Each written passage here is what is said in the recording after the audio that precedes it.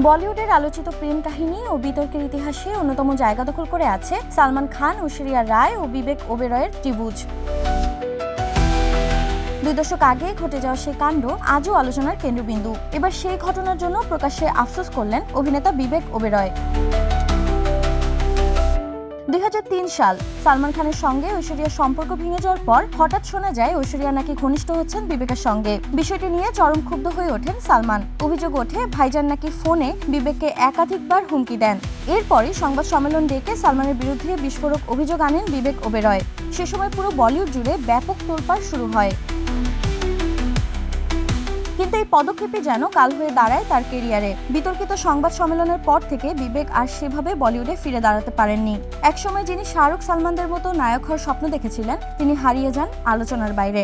Extreme মশার coil plant fibre দিয়ে তৈরি। ডেঙ্গু, চিকুনগুনিয়া বাহি সহ যে কোনো মশার বিরুদ্ধে দেয় এক্সট্রিম সুরক্ষা।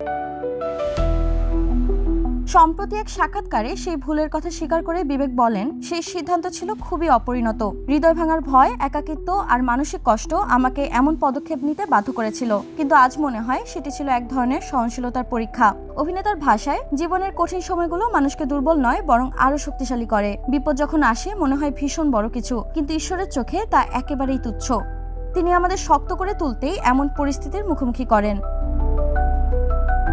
প্রেম, বিশ্বাস আর কেরিয়ার সবকিছু একসঙ্গে হারিয়ে সে সময় তলানিতে থেকে গিয়েছিলেন এই অভিনেতা। তবে আজ তিনি সেটিকে নতুনভাবে দেখেন। অতীতের ক্ষত নিয়েই এগিয়ে যাচ্ছেন সামনে, কিন্তু আক্ষেপের ছাপ তার কণ্ঠে স্পষ্ট। বলিউডের সম্পর্ক আর প্রতিদ্বন্দ্বিতার গল্প অনেক আছে, তবে সালমান, ঐশ্বরিয়া, বিবেকের এই অধ্যায় আজও মানুষের মনে এক তিক্ত স্মৃতি হয়ে আছে, যা থেকে বেরিয়ে আসতে এখনো লড়ছেন বিবেক ওবেরয়।